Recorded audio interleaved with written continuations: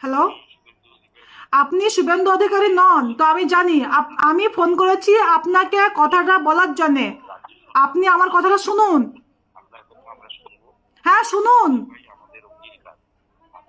শোনা অঙ্গীকার তো শুনছেন না কেন? কেটে দিচ্ছেন কেন বারবার? কথাটা শুনুন। হ্যালো, বন্দে মাতরম সবাই বলবো তো। এই দেখুন বারবার কেটে দিচ্ছে।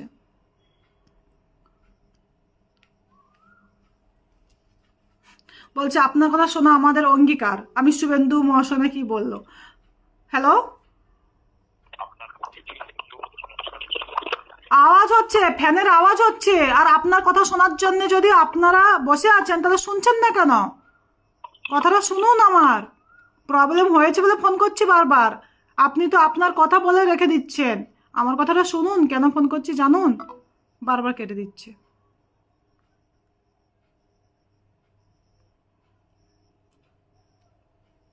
দেখুন। হ্যালো, কোনো শোনা আছে? লাউড স্পিকার মধ্যে আছে কিন্তু। হ্যালো,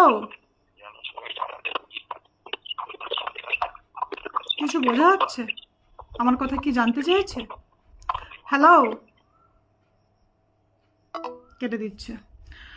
তো বলেছিল না শুভেন্দু মহাশয় বাবু যে আমাদের এই নাম্বার আছে, আপনাদের কোনো প্রবলেম হলে এইসব নাম্বারে ফোন করে জানবে। আমি ফোন করেছিল, টাইম দিয়েছে 9টা থেকে, আমি এখন 10:30 বেজে গেছে ফোন করছি, এখনও পর্যন্ত আমাদের সঙ্গে কন্টিনিউ এরকম ব্যবহার করছে। তো এরকম নাম্বার দেওয়ার মানে কি? সাধারণ মানুষের কাছ থেকে ভোট নেওয়ার সময় তো চেয়ে চেয়ে চেয়ে চেয়ে নিয়েছেন, এখন ভোট নেওয়া যা হয়ে গেছে, যা পথ পেয়ে গেছেন, তা আসল রূপ দেখাচ্ছেন না আপনি। ভদ্রভাবে ভালোভাবে বলছি, আমরা কিসের জন্য টাকা পাচ্ছি না তার আমাদের উত্তর দিতেই হবে। আর জন্য বারবার ফোন করছি। আপনারা বারবার বলেছিলেন যে যে অন্নপূর্ণা যোজনা হবে সে যদি ট্যাক্স দেয় বা সরকারি চাকরি করে সে পাবে না। আর বাকি থাকলো কি, যদি ছেলে মেয়ে বেসরকারি স্কুলে পড়ে। হ্যাঁ, মানুষ আছে, কোটি কোটি মানুষ দেখাবো যাদের ছেলে মেয়ে বেসরকারি স্কুলে পড়ে, তারা অন্নপূর্ণা যোজনা পেয়েই যাচ্ছে, পেয়ে গেছে, পাচ্ছেও। তাই বলছি, কথা যেরকম বলছেন না সেরকম কাজ করে দেখান।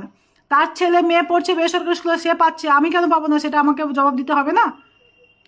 আর যেই নাম্বারটা দিয়েছেন সেই নাম্বারে বারবার বলে, মানে কি বলছে তো শোনা যাচ্ছে না, কল কেটে দিচ্ছে। তাই বলছি ঠিকঠাক নাম্বার দিন আর আমাদের জবাব দিন যে কেন টাকা ঢুকছে না। ছাড়বো না, কারণ ভোট দিয়েছি, ভোট দেওয়া যখন আমাদের অধিকার। আর একটা কথা, যারা চটিচাটা মালগুলো বলে না, ওরা ওই বিজেপিকে ভোট দিয়ে সেটা ভোট দেয়নি। আমার ভোটটা দেখা হোক, আমি কাকে ভোট দিয়েছি সেটা আপনারা দেখুক, তারপরে। আমার এত জ্বালা হচ্ছে এই কারণে, আমি ভোট দিয়েছি তাই আমার জ্বালা হচ্ছে, বুঝতে পেরেছেন? মানুষ কিন্তু এবার সত্যি উন্মাদ হয়ে গেছে, কেননা মানুষকে এত পরিমাণে উত্তেজিত করা হয়েছে। কারণ এই অন্নপূর্ণা ফর্ম নিয়ে এতটা পরিমাণে হয়রানি করেছে। প্রথমে ছিল অফলাইন, সেখান থেকে এই ফর্মটা হয়নি বলে অনলাইন গিয়ে মানুষের এত পরিমাণে কাজের ডিস্টার্ব করে সেখানে সেই মানুষকে হয়রানি করে সেই ফর্মটাকে ফিল আপ করে জমা দিয়ে তারপরে এখন মানুষের অ্যাকাউন্টে টাকা ঠিকঠাকভাবে ঢোকাচ্ছে না। এতে কিন্তু মানুষ হয়রানি হয়েছে। ফর্ম ফিল আপ করার সময় শুনেছিলাম যাদের গাড়ি আছে, বাড়ি আছে, জায়গা জমি আছে, ওদের টাকা ঢুকবে না। ও মা, এখন দেখছি ওদের অ্যাকাউন্টে আগে টাকা ঢুকেছে, তারপর পরে গরিব মানুষদের অ্যাকাউন্টে এখনো পর্যন্ত টাকাটা ঢোকেনি, এখনো পর্যন্ত সেই টাকাটা আসেনি। আমার সরকারের কাছে একটাই অনুরোধ, যদি টাকা দিতে হয় সবাইকে সমানভাবে টাকা দিয়ে দেন। এই এর অ্যাকাউন্টে টাকা দিচ্ছেন, ওর অ্যাকাউন্টে টাকা দিচ্ছেন না, এটা প্লিজ করবেন না। আপনি যাচাই করে দেখুন যে হ্যাঁ এ টাকা পাওয়ার যোগ্য কি যোগ্য না। এটা আপনার কাছে আমার অনুরোধ, মাননীয় মুখ্যমন্ত্রীর কাছে আমার অনুরোধ, আপনি যাচাই করে দেখুন। কারণ সাধারণ মানুষও খুবই কষ্ট করে লাইন দিয়ে তারা রাত দিন এক করে ফর্মটা ফিল আপ করে জমা দিয়েছে। যখন তাদের অ্যাকাউন্টে টাকাগুলো ঢুকছে না, সত্যি তারা খুবই উন্মাদ হয়ে যাচ্ছে। কারণ তাদেরও কষ্টের দাম আছে। সেখানে বলছে যে হ্যাঁ কিছু কিছু বাতিল করা হয়েছে। অবশ্যই যাদের এখানকার কলকাতার নাগরিক না, তাদেরকে বাতিল করে দেওয়া হোক, এটা আমিও বলছি, এটা এটা নিয়েও আছে।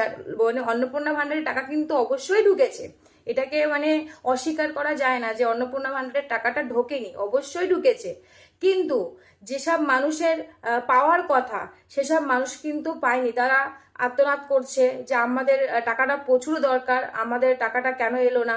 লক্ষ্মী ভান্ডার টাকাটা কিন্তু এরকম কোনো নিয়ম চালু ছিল না যে এ পাবে না ও পাবে না, এরকম নিয়ম চালু ছিল না, সবাই কিন্তু এই টাকাটা পেত। তো এখানে কিন্তু প্রচুর মানুষ বাতিলের খাতায় পড়ে গেছে, কেননা এখানে দেখছি যে প্রচুর মানুষের টাকা ঢোকেনি তাদের অ্যাকাউন্টে। তো এটাকে আমি সবার কাছে অনুরোধ করে বলবো যে এটাকে কেউ এড়িয়ে যাবেন না, কারণ এই জিনিসটা এড়িয়ে যাওয়ার মতো কথা না, কারণ এই টাকাটা সবার প্রাপ্য। তো আজকে হয়তো ভাবছো আমি পেয়েছি, আমি ওকে কেন বলবো যে হ্যাঁ এই টাকাটা এইভাবে গেলে এটা আসবে, এটা প্লিজ কেউ করবে না। কারণ সবাইকে বলে দেবে যে টাকাটা কিভাবে আসবে, কিভাবে পাওয়া যাবে। কারণ যখন আমি পাবো বা ও পাবে আর একজন পাবে না, স্বাভাবিক মনটা তার মানে খারাপ হয়ে যাচ্ছে। আর এটা কিন্তু আমার বা তোমার টাকা না, এটা আমাদের সরকারের টাকা। মাননীয় মুখ্যমন্ত্রী কিন্তু সবার অ্যাকাউন্টে এই টাকাগুলো দিচ্ছে। এই জন্য বলবো এটাকে কেউ এড়িয়ে যাবে না, সবাই এটাকে একটু দেখবে যে মানুষগুলো টাকা পয়সাগুলো পায়নি, কারণ তারাও খুবই মেহনত করেছে। আজকে তারা রাত দিন এক করে এই টাকার নেশায় গিয়ে লাইন দিয়ে মানে সকালে গেছে রাতে ফিরেছে। এই জন্য বলবো এটাকে নিয়ে প্লিজ হাসাহাসি কেউ করবে না, যেটা করলে হয় এটা সমাধান করবে। নমস্কার, আমি সোনাম। আচ্ছা, যারা বিজেপি করলো, যারা তৃণমূলকে পশ্চিমবাংলা থেকে তাড়ানোর মূল অংশীদারি ছিল, তাদের বাড়ির স্ত্রীরাই নাকি অন্নপূর্ণা ভান্ডারের টাকা পাচ্ছে না, এটা কি সত্যি? হ্যাঁ, শোনা যাচ্ছে প্রায় 80% টাকাই নাকি তৃণমূল কংগ্রেসের নেতাকর্মীর স্ত্রীরা, মানে যারা দিনে দুপুরে ডিম খাচ্ছে, সেই তৃণমূল কংগ্রেসের নেতাকর্মীর স্ত্রীর অ্যাকাউন্টে নাকি বেশিরভাগ টাকা চলে গেছে। যারা প্রকৃত যোগ্য তাদের বাড়ির স্ত্রীরা বা যারা বিজেপি করেছে নিষ্ঠার সাথে, তাদের বাড়ির স্ত্রীর অ্যাকাউন্ট ফাঁকা, এটা কিরকম ভাবে হয়? হ্যাঁ, ভালো করে কান খুলে শুনে নিন, আর কোন রকম দ্বিধাচারিতা চলবে না, আপনাদের মনের মতন চলবে না। জনগণের যেটা প্রাপ্য, জনগণের যেটা ন্যায্য অধিকার, সেটা জনগণকে বুঝিয়ে দিন। আর না হলে এসি ঘর ছাড়ুন, মোটা মাইনে বন্ধ করুন নেওয়া, চাকরিতে রিজাইন দিয়ে বাড়ি চলে যান, বা তৃণমূলের দালালি করুন। এখন এমনিতে তৃণমূলের জনসংখ্যা কম আছে, সেখানে গিয়ে ঝান্ডা ধরে ওই কালীঘাটের টালির চালায় গিয়ে আপনারা মিটিং করুন, আপনাদের অভ্যাসটা বন্ধ করুন, না হলে কিন্তু কপালে অশেষ দুর্গতি রয়েছে। পশ্চিমবাংলায় বিজেপি সরকার ক্ষমতায় আসলেও, শাসন ভার নিজের কাঁধে তুলে নিলেও, আপনারা ভুলে গেছেন যে তৃণমূল কংগ্রেস কিন্তু তাদের কিছু বীজ এবং চারাগাছ চারিদিকে বপন করে গেছে। এই যে পৌরসভা পঞ্চায়েতের যে সমস্ত সরকারি চাকরিজীবী কর্মকর্তারা রয়েছেন বা আমলারা রয়েছেন, এবং এমন ভাবে তৃণমূল কংগ্রেসের দালালি এখন পর্যন্ত চালিয়ে যাচ্ছেন, সেটা সত্যি ধিক্কারজনক ঘটনা। আপনারা তো তৃণমূল কংগ্রেসের মাথার মধ্যে ডিম ভাঙিয়ে দিচ্ছেন, বা তৃণমূল কংগ্রেসের নেতাকর্মী যারা চুরি করেছে তাদের কোমরে পড়ছে দড়ি, কারণ তারা যে ভুলগুলো করেছিল এখন তাদেরকে সংশোধন করানোর চেষ্টা চলছে। কিন্তু যে চারা গাছগুলো পৌরসভা পঞ্চায়েত এবং বিডিওতে রেখে গেছে, সেগুলো আপনারা কি করবেন? আমার মনে হয় আগে এনাদের শায়েস্তা করা উচিত।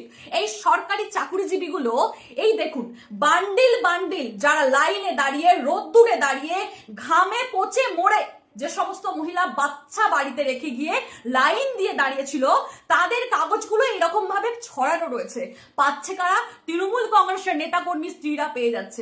এলাকায় খোঁজ নিয়ে দেখুন। এই সমস্ত সরকারি কর্মচারী এবং আমলাদের উদ্দেশ্যে আমি বলছি, আপনাদের হয়তো অনেক বেশি যোগ্যতা, কিন্তু ঘুষ খেতে খেতে, টেবিলের উপর পা দিয়ে ঘুমাতে ঘুমাতে, নাকে সর্ষের তেল দিয়ে মাইনে গুনে নিতে নিতে আপনাদের অভ্যাসটা এতটা খারাপ হয়ে গেছে যে আপনারা সাধারণ মানুষকে যেভাবে হ্যারাসমেন্ট করছেন, বিজেপি কর্মীদের বাড়ির ওয়াইফদেরকে এখানে হ্যারাসমেন্ট করছেন, কারণ আপনারা জানেন যে কারা বিজেপি করেছে, কারা তৃণমূল করেছে। কিন্তু আমি একটা কথা বলছি, ভিতরে ভিতরে গোপনে ফোন করে নিয়ে, ও দাদা আমার ওয়াইফের অন্নপূর্ণা ভান্ডারটা আপনি এন্ট্রি করে নিন তো। কেন পোর্টালে এখন পর্যন্ত এই অন্নপূর্ণা ভান্ডারের ম্যাক্সিমাম মহিলাদের নাম এখন পর্যন্ত এন্ট্রি করানো হয়নি? কেন তাদের ডাটাগুলো এই রকম ভাবে ছড়িয়ে ছিটিয়ে রয়েছে? যদি মনে করে থাকেন যে তৃণমূল কংগ্রেস পশ্চিমবাংলায় ক্ষমতায় রয়েছে, আপনারা যা ইচ্ছে তাই করবেন এবং নিজের কোলে ঝোল মাখবেন, ওই একটা কথা বলে না, গোপ দেখে দেখে পরিবেশন করা, সেটা কিন্তু ভুলে যান। এটা কিন্তু ফেজ টুপি কিংবা খালাপুপুর সরকার নয়। সরকারের কাছে যেমন সবাই সমান, আমি অবশ্যই চাইছি যে তৃণমূল কংগ্রেসের নেতাকর্মীর স্ত্রীরাও পাক, বিজেপি কর্মীর স্ত্রীরাও পাক, তেমনি সিপিআইএম কংগ্রেস সমস্ত রাজনৈতিক দলের যারা যোগ্য রয়েছেন তাদের বাড়ির ওয়াইফরা এই টাকাগুলো পাক, এটা আমি অবশ্যই চাই। কিন্তু যে ধরনের নোংরামি আপনারা চালাচ্ছেন, যে ধরনের চক্রান্ত আপনারা চালাচ্ছেন, ভাবছেন এইরকম ভাবে চলবে, মানুষ কিন্তু ঘাসে মুখ দিয়ে বসে নেই। আপনাদের কিন্তু ভালো করে কিভাবে শায়েস্তা করতে হয় আমরাও কিন্তু খুব ভালো করে জানি। এখনো সময় রয়েছে। আমি কাউকে ভয় পাই না, সত্যি কথা বলতে আমার এতটুকু ভয় লাগে না। আপনারা যদি এখন পর্যন্ত নিজেদেরকে না শুধরে নিতে পারেন, তাহলে মা বোনেরা রাস্তায় নামবে এবং আপনাদের ভালো করে বুঝিয়ে দেওয়া হবে যে বিজেপি যেমন ভালো কথার মানুষ, বিজেপি যেমন সবাইকে নিয়ে চলতে পারে, তেমন পশ্চিম বাংলায় কিন্তু বিজেপি সরকার ক্ষমতায় এসেছে, শাসন ভার সামলাচ্ছেন। তাই আপনারা শুধরে যান মশাই। যারা প্রকৃত যোগ্য তাদেরকে এই টাকার অংশীদারি করুন। আপনারা যে মূল এজেন্ডা নিয়ে নেমেছেন যে বিজেপিকে বদনাম করব, বিজেপির নাম খারাপ করব, সামনে 5 বছরের মধ্যে বিজেপি সরকার নাকি পশ্চিম বাংলা থেকে বিতাড়িত হবে, সেই স্বপ্ন আপনাদের স্বপ্নই থেকে যাবে, বাস্তবে কোনোদিনও পূরণ হবে না। আপনাদের চক্রান্ত, আপনাদের ষড়যন্ত্র বাংলার মানুষ বুঝে গেছে।